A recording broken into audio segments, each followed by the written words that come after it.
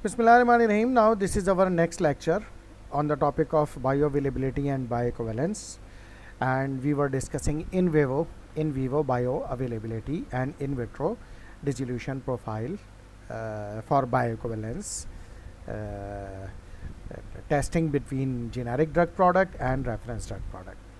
Now the study design for many drug product, the FDA division of bioequivalence, Office of Generic Drugs provide guidance for the performance of in vitro dissolution and in vivo bioequivalence studies. और ये जो document है जो FDA ने provide किया है, इसका US FDA पे जो डॉक्यूमेंट नंबर है US FDA CDER 2010A. CDER का मतलब होता है centre for drug evaluation and research. Generally, two bioequivalence studies are required for solid oral dosage form, including number 1, a fasting study and number 2, a food intervention study. तो दो तरह की बायोइक्विवेलेंस studies चाहिए होती हैं, फास्टिंग स्टडी यानी empty stomach में, और फिर फूड इंटरवेंशन स्टडी यानी विद फूड, ये चेक करने के लिए एम्प्टी स्टमक में ड्रग की बायोअवेलेबिलिटी कैसी है और एब्जॉर्प्शन कैसी है, और फूड के साथ जो है वो ड्रग की बायोअवेलेबिलिटी कैसी है और एब्जॉर्प्शन किस तरह से है. For extended release capsules containing beads, pellets that might be poured on semi-solid food such as applesauce, an additional sprinkle bioequivalence study is recommended. यानी अगर जो एक्सटेंडेड रिलीज कैप्सूल्स हैं उसमें ये तो करनी है फास्टिंग और फूड इंटरवेंशन स्टडीज़, बल्कि ये एक और स्टडी करनी पड़ेगी जिसमें जो होंगे कैप्सूल के अंदर जो पैलेट्स होते हैं, बीड्स होते हैं, उसको सेमी सॉलिड फूड पर या लाइक एप्पल सॉस पर जो है वो स्प्रिंकल करके फिर उसके बाद ये जो है इनटेक किया जाएगा, और फिर देखा जाएगा कि इसमें इस इन बीड्स से जब ड्रग रिलीज़ होगी तो फिर उसकी बायोअवेलेबिलिटी किस तरह से है. Other study design such as parallel design, replicate design and multiple dose steady state bioequivalence studies have been proposed by the FDA. और ये इसकी पूरी यानी डॉक्यूमेंट में डिटेल है कि किस किस्म की ड्रग्स जो होंगी जिस पे पैरेलल डिज़ाइन होगी, किस पे रेप्लिकेट डिज़ाइन होगी, किस पे मल्टीपल डोज होगी, तो वो उसकी पूरी डिटेल मौजूद है, और वो डिटेल जो होगी उसके मुताबिक वो स्टडी कंडक्ट होनी चाहिए. अच्छा, अब हम आते हैं फास्टिंग स्टडी पे. Bioequivalence studies are usually evaluated by a single dose, 2 period, 2 treatment, 2 sequence, open label randomized crossover design comparing equal doses of test and reference product in fasted adult healthy subjects. ठीक है ना, तो आमतौर पे adult healthy subjects और fasting उनकी होनी चाहिए 10 से 12 घंटे की, और सिंगल डोज होगी 2 पीरियड यानी एक एक डोज देंगे रेफरेंस ड्रग की और उसकी टेस्ट ड्रग की. 2 ट्रीटमेंट में यहाँ पे वही है, रेफरेंस ड्रग है और जेनेरिक ड्रग है. 2 सीक्वेंस यानी एक सीक्वेंस चल रही होगी जेनेरिक की, एक चल रही होगी रेफरेंस ड्रग की. ओपन लेबल पता होगा कि किसको रेफरेंस ड्रग दी गई है, किसको जो है वो जेनेरिक ड्रग दी गई है यानी टेस्ट ड्रग दी गई है. अच्छा, द स्टडी इज़ रिक्वेस्टेड. अच्छा, रेंडमाइज का मतलब ये कि जो पार्टिसिपेंट्स होंगे वो अपनी मर्ज़ी से सिलेक्ट नहीं करेंगे कि मुझे एक टेस्ट ड्रग चाहिए और मुझे रेफरेंस ड्रग चाहिए.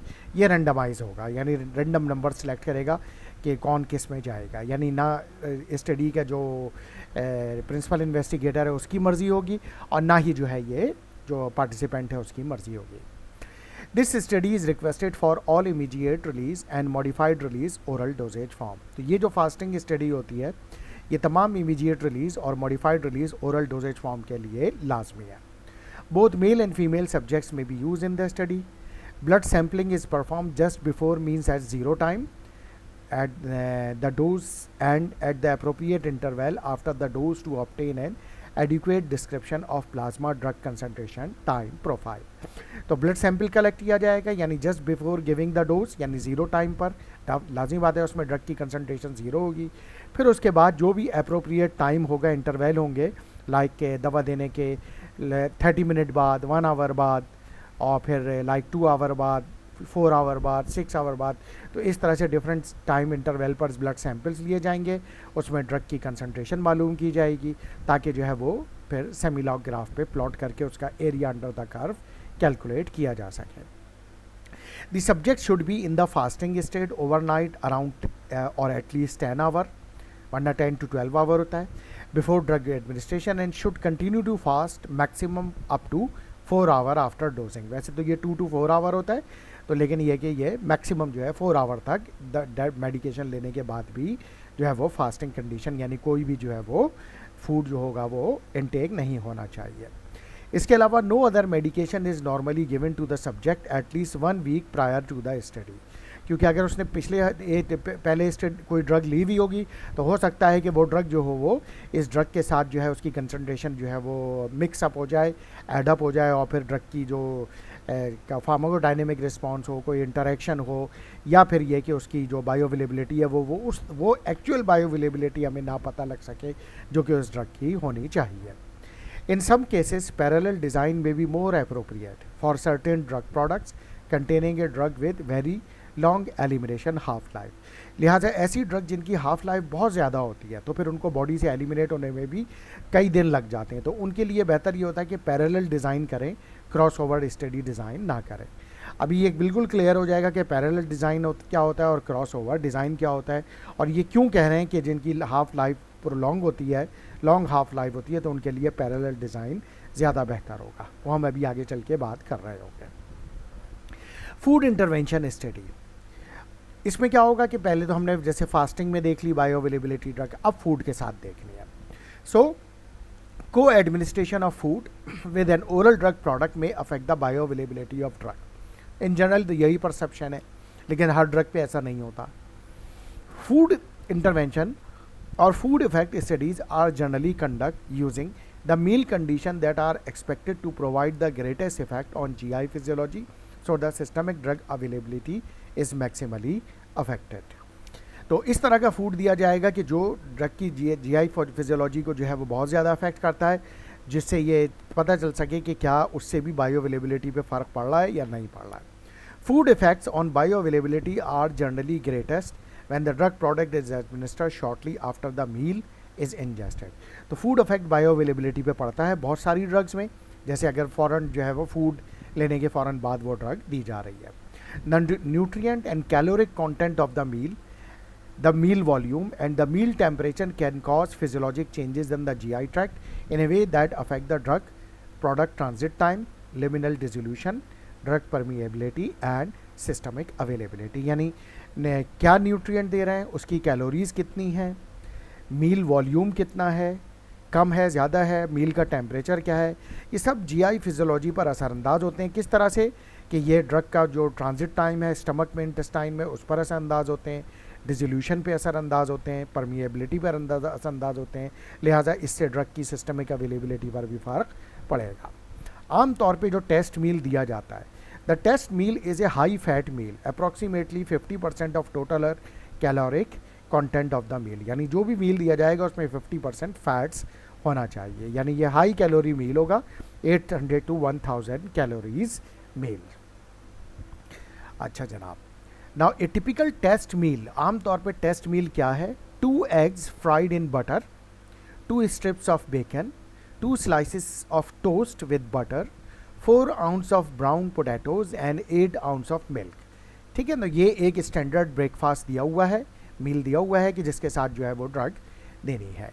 2 eggs fried in butter, 2 strips of bacon, 2 slices of toast with butter, 4 ounce of potatoes and 8 ounce of milk. The test meal drives, अब हम इसकी equivalent, test meal drives approximately 150, 250 and 500 to 600 calories from protein, यानी protein की 150 calories होंगी, उसमें carbohydrate की 250 calories होंगी और 500 से 6 कैलोरीज होंगी फैट्स की रिस्पेक्टिवली, जिसकी डिटेल हम ये वेबसाइट पर देख सकते होंगे।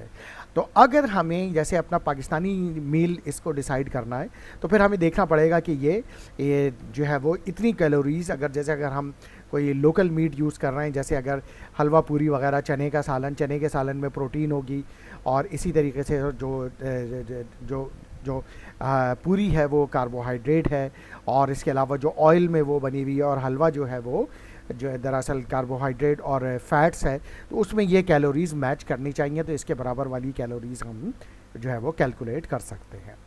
The usual study design uses a single dose randomise 2 treatment 2 period crossover study comparing equal doses of the test and reference product. तो आमतौर पे जो स्टडी डिज़ाइन होगी सिंगल डोज होगी, रेंडमाइज होगी, 2 ट्रीटमेंट यानी जेनेरिक वर्सेस रेफरेंस, 2 पीरियड यानी एक पीरियड में एक वक्त में जो है वो एक ग्रुप ऑफ पेशेंट जो होगा वो टेस्ट प्रोडक्ट ले रहा है, दूसरा रेफरेंस ले रहा है।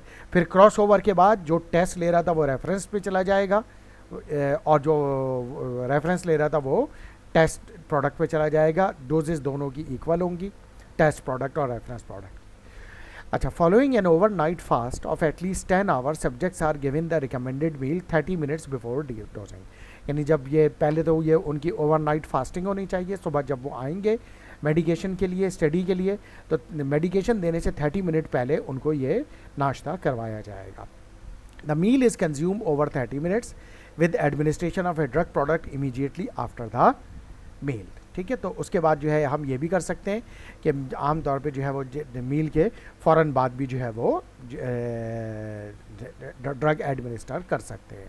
एक तो ये कि जनरल रिकमेंडेशन ये है कि the overnight fast at 10 hour subjects are given the recommended meal 30 minutes before dosing, लेकिन meal is consumed over 30 minutes, so with administration of drug product immediately after the meal.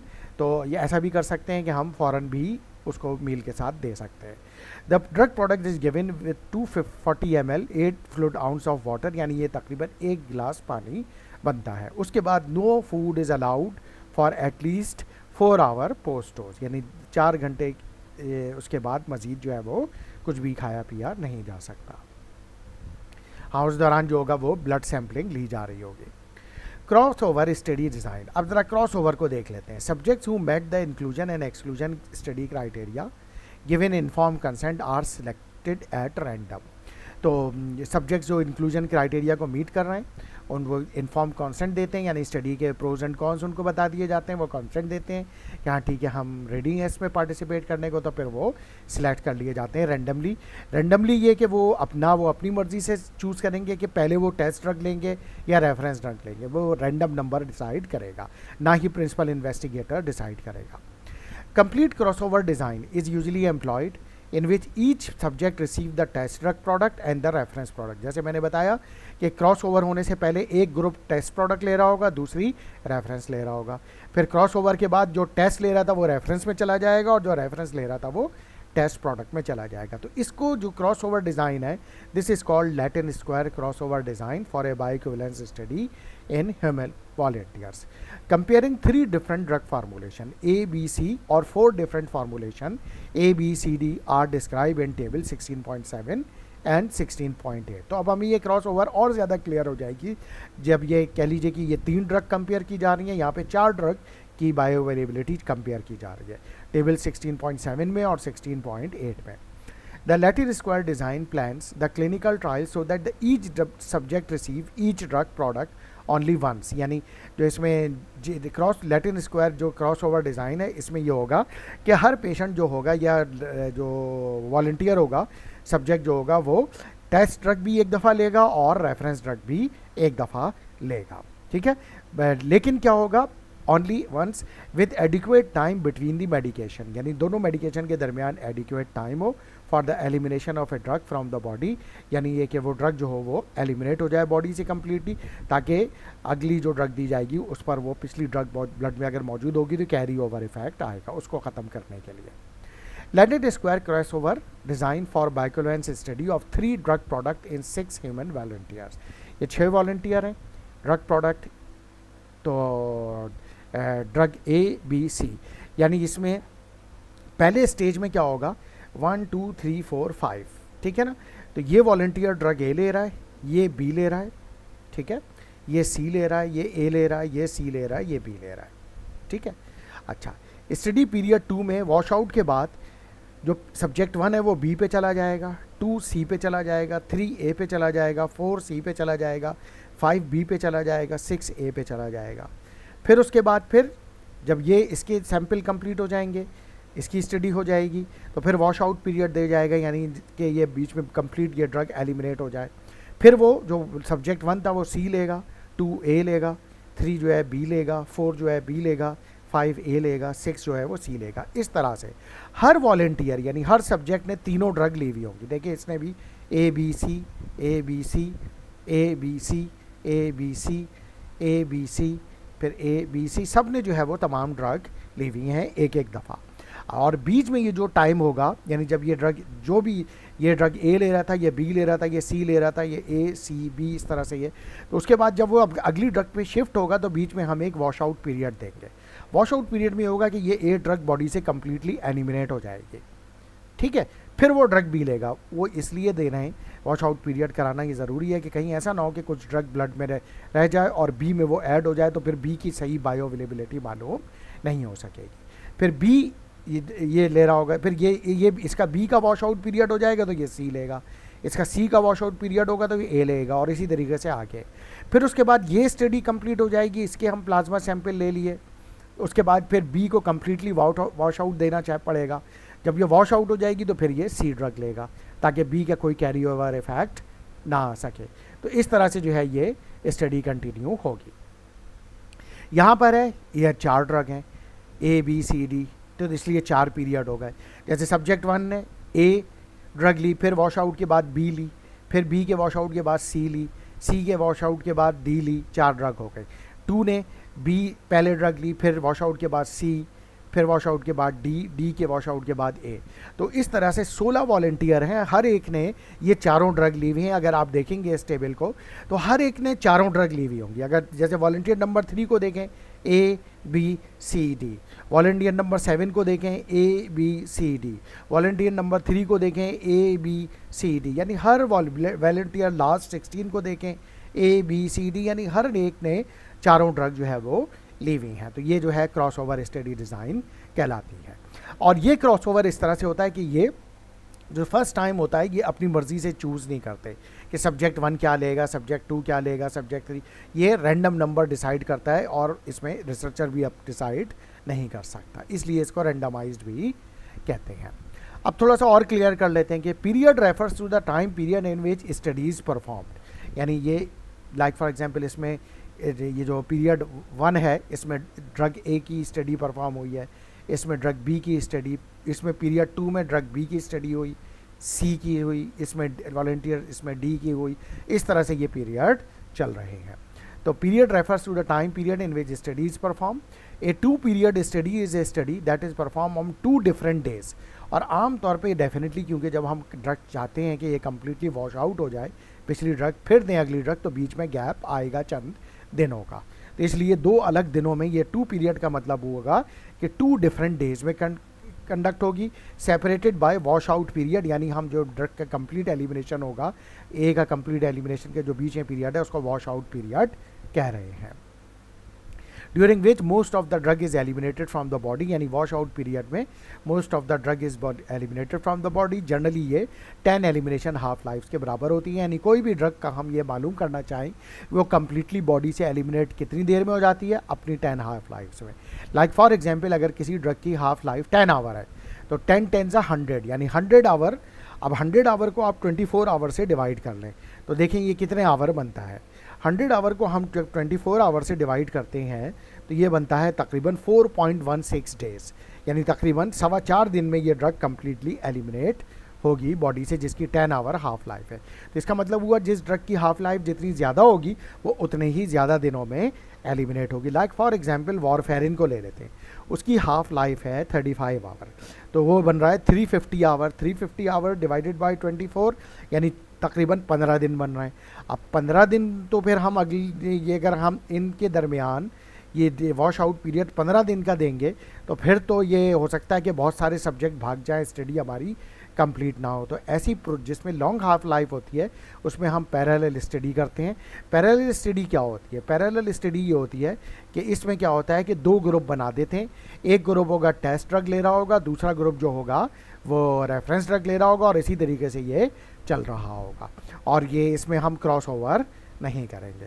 तो यही वजह है कि वहाँ पे ये कहा जा रहा था कि जब अगर स्टडी इस तरह की होगी कि जिसमें जो है ड्रग की हाफ लाइफ बहुत ज़्यादा प्रोलॉन्ग है तो फिर हम वहाँ पर पैरेलल स्टडी करते हैं। वहाँ पे क्रॉस ओवर स्टडी इतनी प्रोलॉन्ग हो जाएगी कि वो फिर बहुत ज़्यादा उसमें एक्सपेंस भी आएगा, और उसमें इस चीज़ का भी ख़तरा होगा कि बहुत सारे सब्जेक्ट्स स्टडी को छोड़ के चले जाएँ, यानी एट्रिशन रेट भी हाई हो जाएगा। यानी जो उसको एट्रिशन रेट भी कहते हैं, turnover study patient turnover rate या वॉलंटियर टर्नओवर रेट, कि जो है वो छोड़ के चले गए, तो वो बहुत हाई हो जाएगा और फिर स्टडी के एंड पे नंबर ऑफ सब्जेक्ट्स बहुत कम रह जाएंगे, जिससे हम सही कंक्लूजन नहीं निकाल सकते। अच्छा, इसके अलावा ये sequence refers to the number of different order in the treatment group in a study.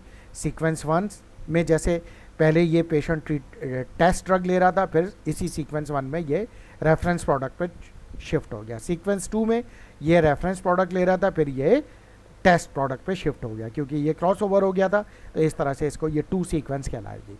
अगर इसको कहें तो ये 4 सीक्वेंस है, बल्कि वैसे तो ये 16 सब्जेक्ट्स हैं, लेकिन इसमें 4 सीक्वेंस है। वो किस तरीके से कि हर पेशेंट को जो है वो 4 ड्रग लेनी है। अच्छा, इसके बाद आइए replicated cross over study design. ये क्या होता है? The standard bioequivalence study criteria using the two-way crossover design not give an estimate of within subject intra-subject variability। अक्सर ये होता है कि ये जो स्टैंडर्ड अभी हमने डिस्कस किया है लैटिन क्रॉसओवर डिज़ाइन, इसमें क्या होता है कि हमें ड्रग की जो इंटर सब्जेक्ट वेरिएबिलिटी है वो तो पता चल जाती है, लेकिन इंट्रा सब्जेक्ट वेरिएबिलिटी पता नहीं चलती। तो फिर हम क्या करें? By giving the same drug product twice to the same subject. यानी अब हम क्या करेंगे कि टेस्ट ड्रग को 2 दफ़ा सेम सब्जेक्ट्स में दिया जाए और रेफरेंस प्रोडक्ट को भी 2 दफ़ा सेम सब्जेक्ट पे दिया जाए, तो फिर हम उसको ये कहते हैं कि ये रेप्लिकेटेड क्रॉसओवर स्टडी डिज़ाइन है। और डेफिनेटली इनके दरमियान जो होगा वॉश आउट पीरियड होगा। The replicate design provide a measure for within subject variability. तो इससे क्या होगा कि इंट्रा सब्जेक्ट या विद इन सब्जेक्ट जो वेरिएबिलिटी है वो भी पता चल जाएगी। यानी अगर उसकी जो वेरिएबिलिटी आ रही होगी विद इन सब्जेक्ट, तो जो बायो अवेलेबिलिटी में, तो वो भी पता चल जाएगी। रेप्लिकेट डिज़ाइन स्टडीज़ में बी यूज़। अच्छा, अब ये रेप्लिकेट डिज़ाइन स्टडी किसके लिए रिकमेंड किया है FDA ने? For highly variable drugs and narrow therapeutic index drugs. तो ये ख़ास तौर से वो ड्रग्स जिनकी बायो अवेलेबिलिटी बहुत ज़्यादा वेरिएबल है और जो नैरो थेरेप्यूटिक इंडेक्स ड्रग्स हैं। In the case of highly variable drugs, percent coefficient variation greater than 30%, यानी जिसमें वेरिएबिलिटी जो कितने परसेंट होगी? 30% से ज़्यादा। A large number of subjects, more than 80, would be needed to demonstrate bioequivalence using the standard two-way crossover study design। और अगर हम इससे जो लैटिन स्क्वायर जो अपने पिछली जो स्टडी की थी, यानी non replicated crossover study design, ये वाली और ये वाली, तो इसमें जो होगा ना, हमें जो नंबर ऑफ सब्जेक्ट्स चाहिए होंगे वो बहुत ज़्यादा चाहिए होंगे, 80 से ज़्यादा, जिसकी वजह से इस बायोइक्विवेलेंस स्टडी की कॉस्ट बढ़ जाएगी। लेकिन अगर हम उसको रेप्लिकेट क्रॉसओवर कर देंगे तो फिर हम कम सब्जेक्ट्स में ये स्टडी कंडक्ट कर सकते होंगे, यानी कॉस्ट को इस तरह से कम कर सकते हैं और टाइम भी बचा सकते हैं। Replicate designs for highly variable drug requires a smaller number of subjects and therefore do not unnecessarily expose a large number of healthy subjects to drug when this large number of subject is not needed for assurance of bioequivalence। तो replicate जैसे मैंने अभी बताया कि फ़ायदा ये होगा कि इसमें हमें ज़्यादा नंबर ऑफ सब्जेक्ट्स नहीं चाहिए होंगे replicate डिज़ाइन की वजह से, और तो उससे ये फ़ायदा होगा कि फिर हम कम नंबर ऑफ पेशेंट्स में एश्योर कर सकते हैं कि ड्रग की बायोइक्विवेलेंस है या नहीं है। अब ये यहाँ पे ये रेप्लिकेट है। ए 4 period 2 sequence 2 formulation design is shown below. यही है कि सब्जेक्ट सीक्वेंस 1 में जैसे पहले पेशेंट ने टेस्ट ड्रग ली, फिर वॉश आउट के बाद रेफरेंस ली, फिर वॉश आउट के बाद दोबारा टेस्ट ली, फिर वॉश आउट के बाद दोबारा रेफरेंस ली। तो यहाँ सीक्वेंस 2 में भी इस ग्रुप ऑफ सब्जेक्ट ने पहले रेफरेंस ली, फिर वॉश आउट के बाद टेस्ट ली, फिर वॉश आउट के बाद रेफरेंस ली, फिर वॉश आउट के बाद टेस्ट ली। तो यानी ये रेप्लिकेट क्रॉसओवर कहलाएगा। In this design same reference and same test are each given twice to the same subjects, and in this design reference to reference and test to test comparison may also be made।